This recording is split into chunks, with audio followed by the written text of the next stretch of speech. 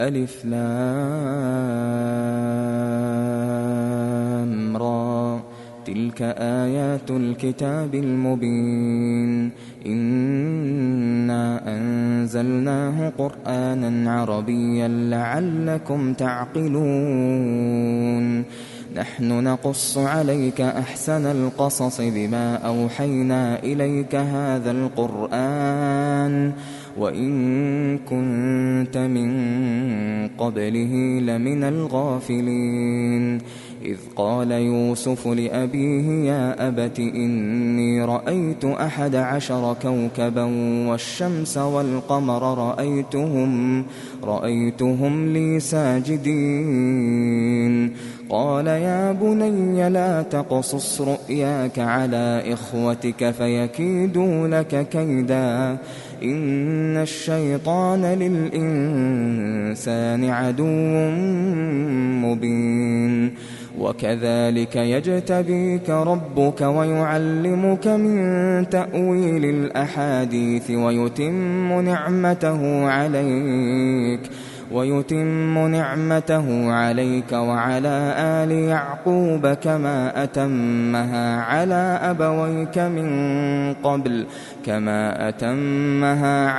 أبويك من قبل إبراهيم وإسحاق إن ربك عليم حكيم لقد كان في يوسف وإخوته آيات للسائلين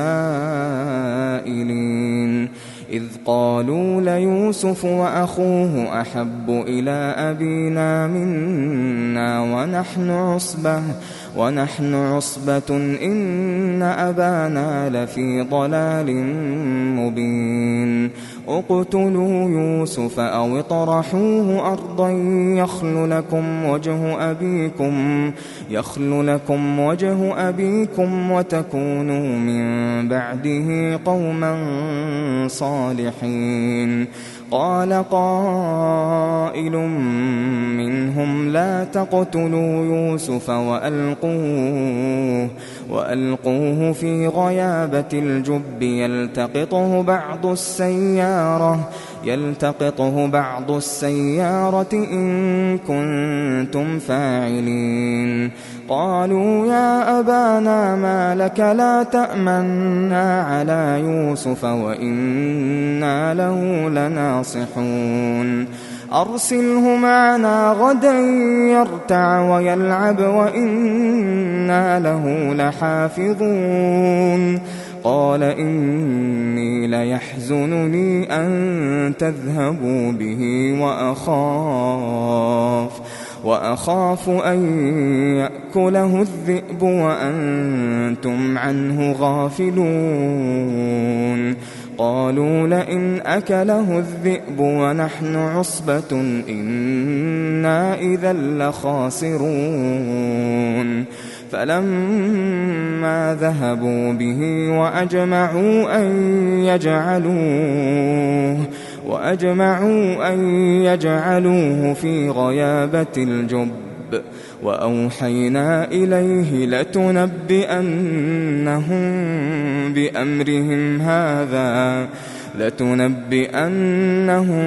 بأمرهم هذا وهم لا يشعرون وجاءوا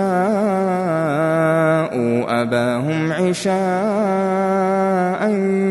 يبكون قالوا يا أبانا إنا ذهبنا نستبق وتركنا يوسف عند متاعنا فأكله الذئب وما أنت بمؤمن لنا ولو كنا صادقين وجاءوا على قميصه بدم كذب قال بل سولت لكم أنفسكم أمرا فصبر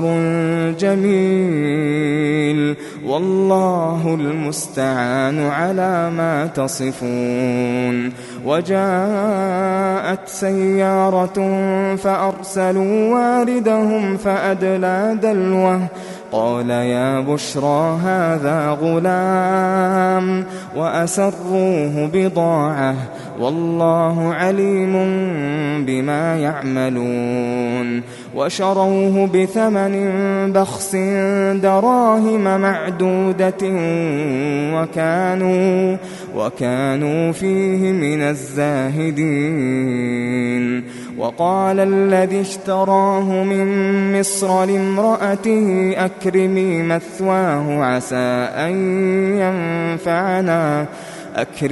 مثواه عسى أن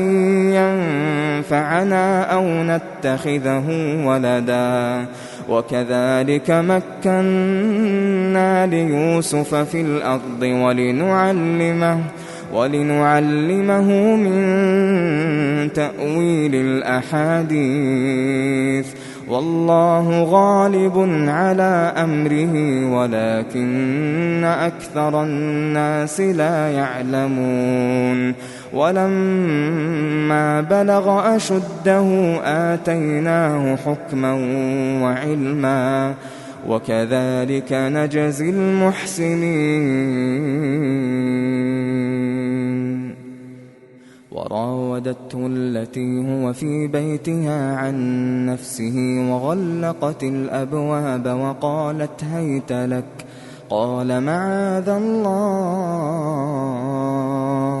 قال معاذ الله إنه ربي أحسن مثواي إنه لا يفلح الظالمون ولقد همت به وهم بها لولا أن رأى برهان ربه كذلك لنصرف عنه السوء والفحشاء إنه من عبادنا المخلصين واستبق الباب وقدت قميصه من دبر وألف يا سيدها لدى الباب قالت ما جزاء من أراد بأهلك سوءا إلا أن يسجن أو عذاب أليم قال هي راودتني عن نفسي وشهد شاهد من أهلها إن كان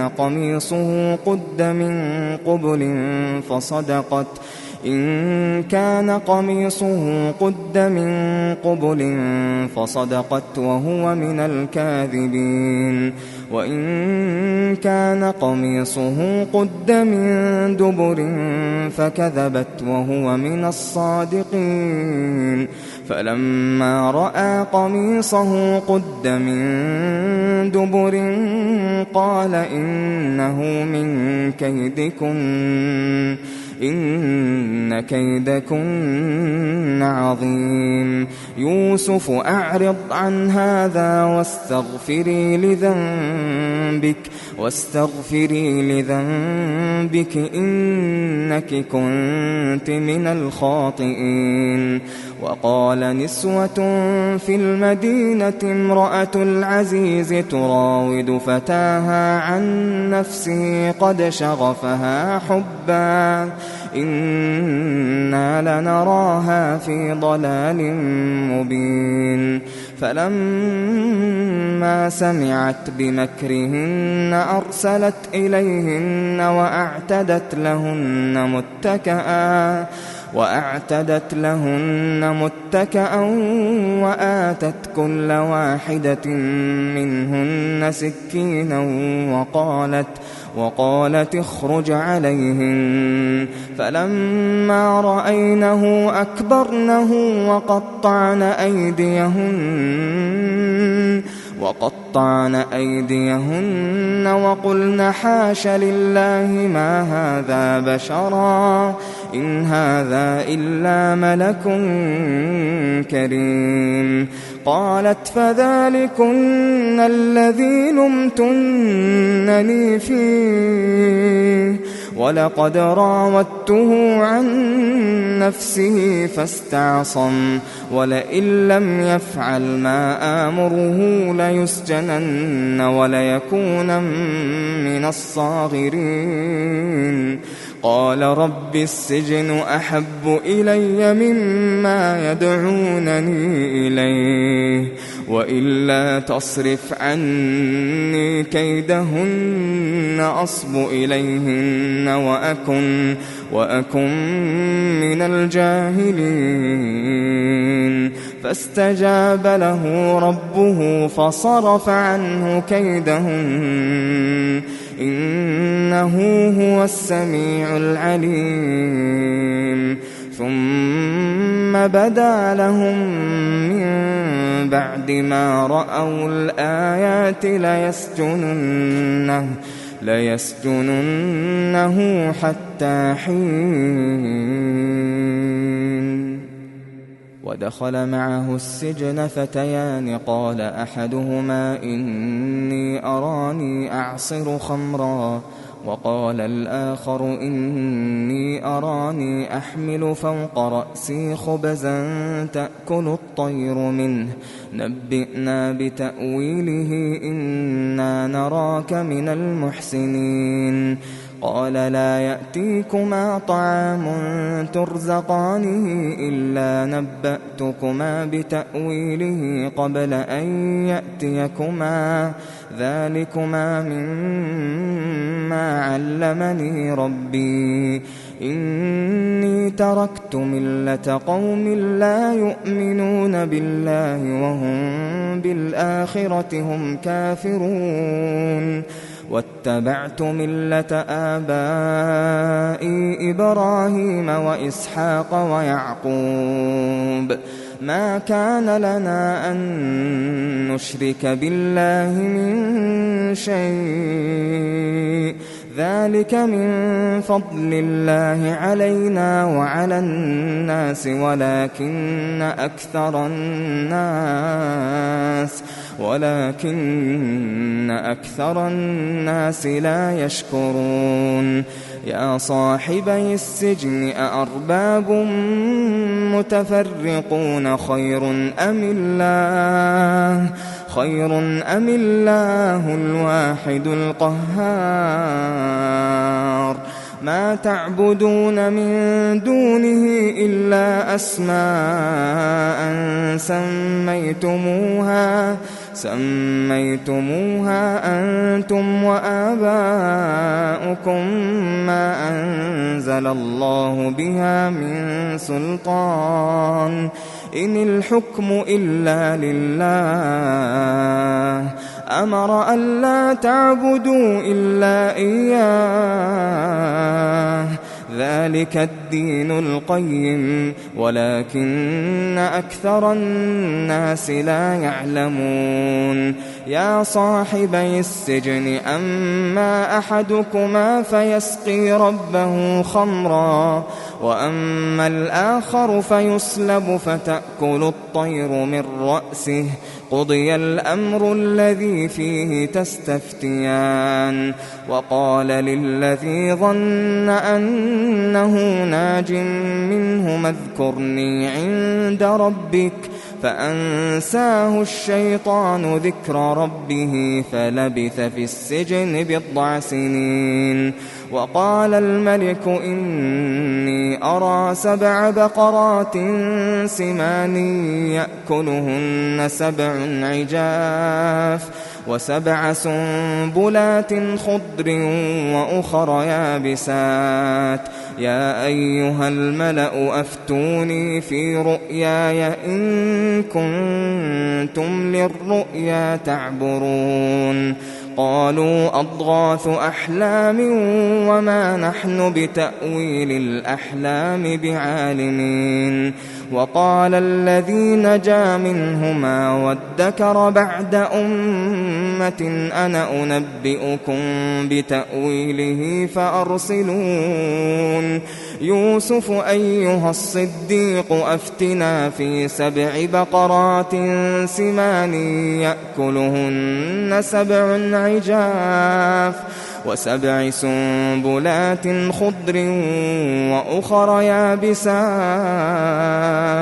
لعلي أرجع إلى الناس لعلهم يعلمون قال تزرعون 7 سنين دأبا فما حصدتم فذروه في سنبله إلا قليلا مما تأكلون ثم يأتي من بعد ذلك 7 شداد يأكلن ما قدمتم لهن إلا قليلا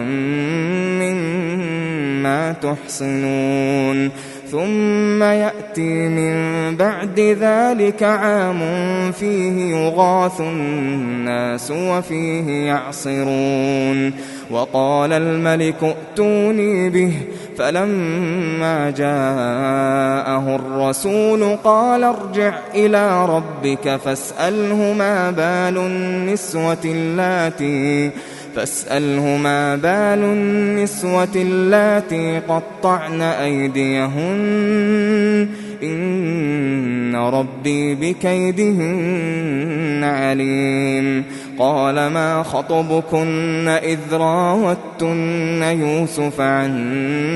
نفسه قلنا حاش لله ما علمنا عليه من سوء قالت امرأة العزيز الآن حصحص الحق أنا راودته عن نفسه وإنه لمن الصادقين ذلك ليعلم أني لم أخنه بالغيب وأن الله لا يهدي كيد الخائنين وما أبرئ نفسي إن النفس لأمارة بالسوء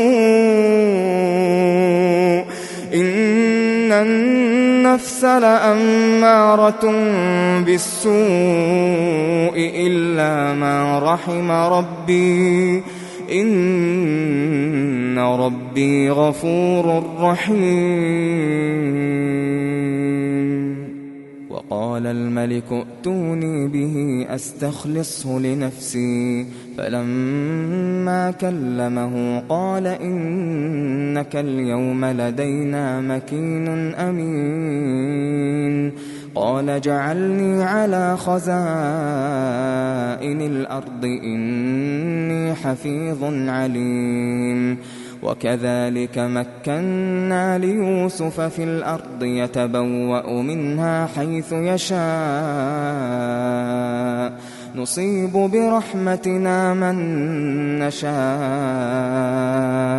ولا نضيع أجر المحسنين ولأجر الآخرة خير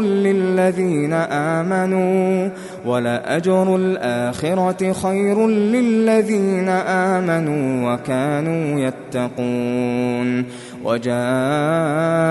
إخوة يوسف فدخلوا عليه فعرفهم وهم له منكرون ولما جهزهم بجهازهم قال ائتوني بأخ لكم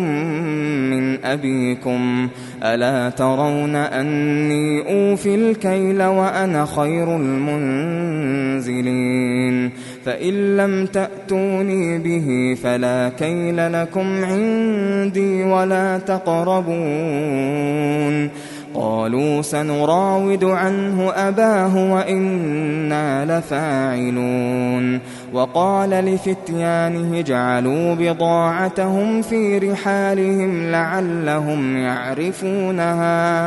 لعلهم يعرفونها إذا انقلبوا إلى أهلهم لعلهم يرجعون فلما رجعوا إلى أبيهم قالوا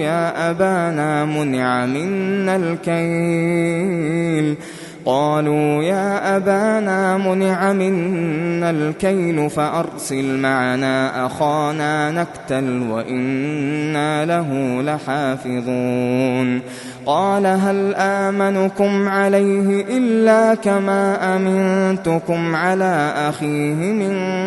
قبل فالله خير حافظا وهو أرحم الراحمين ولما فتحوا متاعهم وجدوا بضاعتهم ردت إليهم قالوا يا أبانا ما نبغي هذه بضاعتنا ردت إلينا ونمير أهلنا ونحفظ أخانا ونزداد كيل بعير ذلك كيل يسير قال لن أرسله معكم حتى تؤتون موثقا من الله لتأتونني به إلا أن يحاط بكم فلما آتوه موثقهم قال الله على ما نقول وكيل وقال يا بني لا تدخلوا من باب واحد وادخلوا من أبواب متفرقة وما أغني عنكم من الله من شيء إن الحكم إلا لله عليه توكلت وعليه فليتوكل المتوكلون ولما دخلوا من حيث أمرهم أبوهم ما كان يغني عنهم من الله من شيء إلا حاجة في نفس يعقوب قضاها وإنه لذو علم لما علمناه ولكن أكثر الناس لا يعلمون ولما دخلوا على يوسف آوى إليه أخاه قال إني أنا أخوك فلا تبتئس بما كانوا يعملون فلما جهزهم بجهازهم جعل السقاية في رحل أخيه ثم أذن مؤذن أيتها العير إنكم لسارقون قالوا وأقبلوا عليهم ماذا تفقدون قالوا نفقد صواع الملك ولمن جاء به حمل بعير وأنا به زعيم قالوا تالله لقد علمتم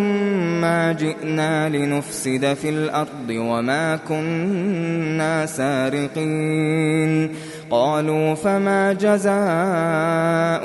إن كنتم كاذبين قالوا جزاؤه من وجد في رحله فهو جزاؤه كذلك نجزي الظالمين فبدأ بأوعيتهم قبل وعاء أخيه ثم استخرجها من وعاء أخيه كذلك كدنا ليوسف ما كان ليأخذ أخاه في دين الملك إلا أن يشاء الله نرفع درجات من نشاء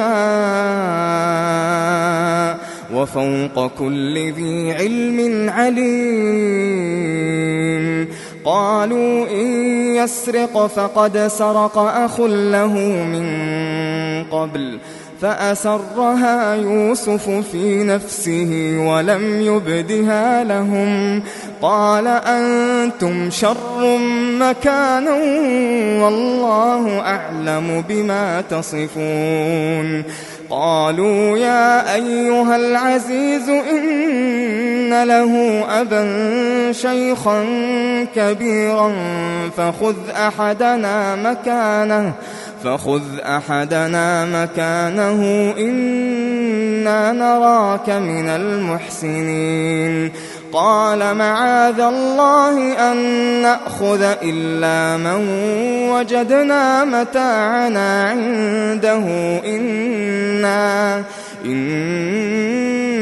إذا لظالمون فلما استيئسوا منه خلصوا نجيا قال كبيرهم ألم تعلموا أن أباكم قد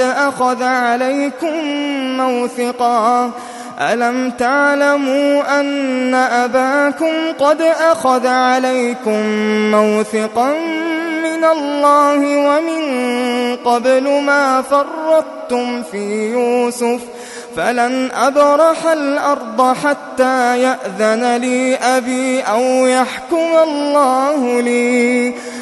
يحكم الله لي وهو خير الحاكمين ارجعوا إلى أبيكم فقولوا يا أبانا إن ابنك سرق وما شهدنا إلا بما علمنا وما كنا للغيب حافظين واسأل القرية التي كنا فيها والعير التي أقبلنا فيها وإنا لصادقون قال بل سولت لكم أنفسكم أمرا فصبر جميل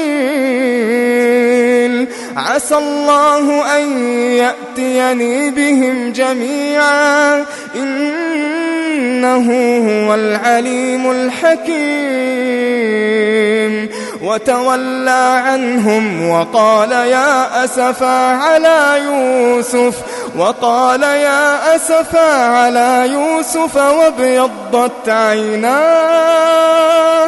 وابيضت عيناه من الحزن فهو كظيم قالوا تالله تفتأ تذكر يوسف حتى تكون حرضا أو تكون من الهالكين قال إنما أشكو بثي وحزني إلى الله وأعلم من الله ما لا تعلمون يا بني يذهبوا فتحسسوا من يوسف وأخيه ولا تيأسوا من روح الله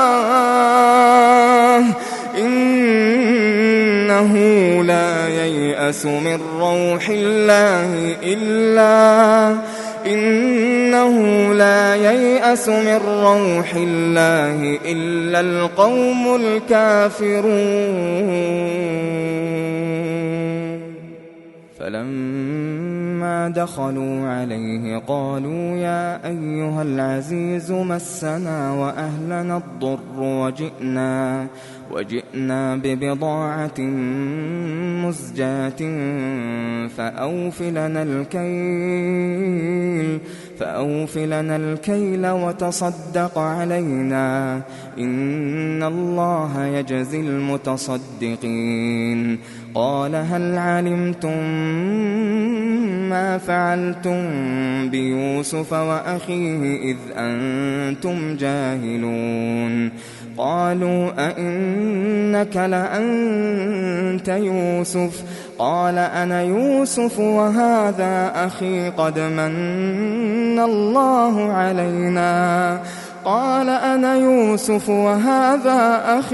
من الله علينا إنه من يتق ويصبر فإن الله لا يضيع أجر المحسنين. قالوا تالله لقد آثرك الله علينا وإن كنا لخاطئين. قال لا تثريب عليكم اليوم يغفر الله لكم وهو أرحم الراحمين. اذهبوا بقميصي هذا فألقوه على وجه أبي يأت بصيرا وأتوني بأهلكم أجمعين. ولما فصلت العير قال أبوهم إني لأجد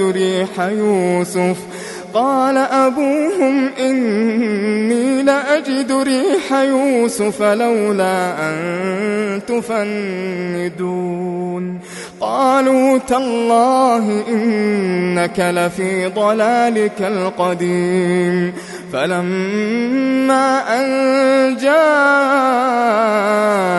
البشير ألقاه على وجهه فارتد بصيرا قال ألم أقل لكم إني أعلم من الله ما لا تعلمون. قالوا يا أبانا استغفر لنا ذنوبنا إنا كنا خاطئين.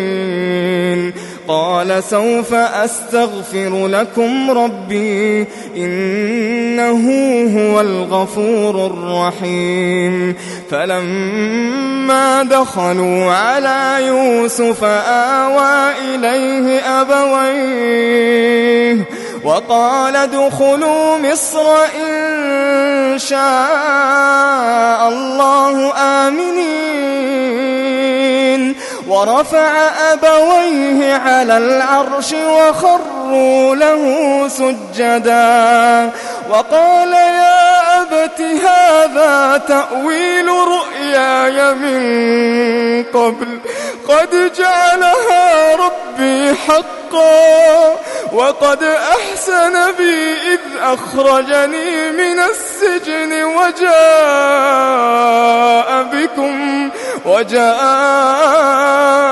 بكم من البدو من بعد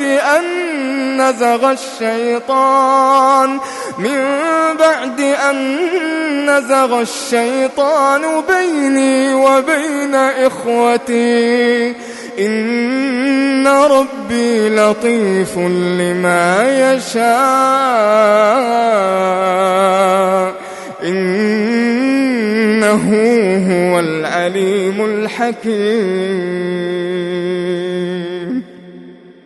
رب قد آتيتني من الملك وعلمتني من تأويل الأحاديث فاطر السماوات والأرض أنت وليي في الدنيا والآخرة توفني مسلما وألحقني بالصالحين. ذلك من أنباء الغيب نوحيه إليك وما كنت لديهم إذ أجمعوا أمرهم وهم يمكرون. وما أكثر الناس ولو حرصت بمؤمنين وما تسألهم عليه من أجر إن هو إلا ذكر للعالمين. وكأين من آية في السماوات والأرض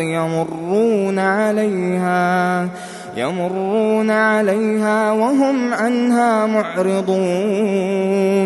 وما يؤمن أكثرهم بالله إلا وهم مشركون. أفأمنوا أن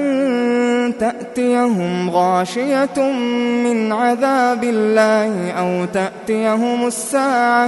أو تأتيهم الساعة بغتة وهم لا يشعرون. قل هذه سبيلي أدعو إلى الله على بصيرة أنا ومن اتبعني وسبحان الله وما أنا من المشركين وما أرسلنا من قبلك إلا رجالا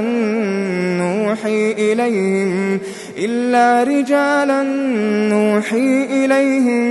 من أهل القرى أفلم يسيروا في الأرض فينظروا كيف كان عاقبة الذين من قبلهم ولدار الآخرة خير للذين اتقوا أفلا تعقلون حتى إذا استيأس الرسل وظنوا أنهم قد كذبوا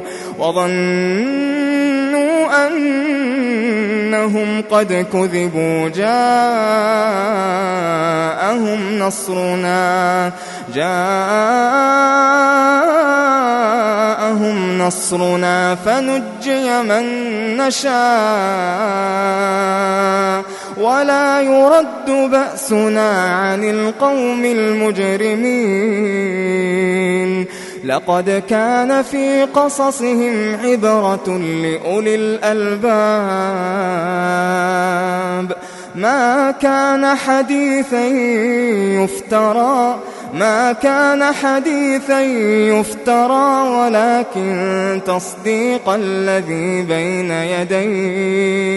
ولكن تصديق الذي بين يديه